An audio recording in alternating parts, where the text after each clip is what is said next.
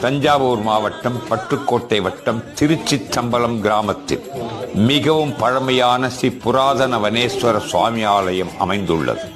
இந்த ஆலயத்தின் அம்மன் சந்நிதியில் அம்மனுக்கு வலதுபுறம் பூ விழுங்கும் விநாயகர் என்னும் பெயருடைய விநாயகர் அருள்பாலித்துக் கொண்டிருக்கிறார்.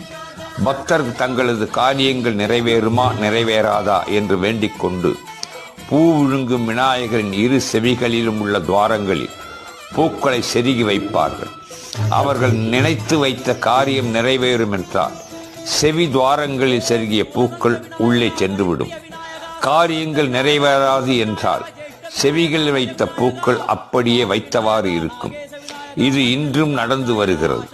விநாயகரின் இடது பக்கம் உள்ள காதில் உள்ள பூ உள்ளே செல்வதை பொறுமையாக பாருங்கள்.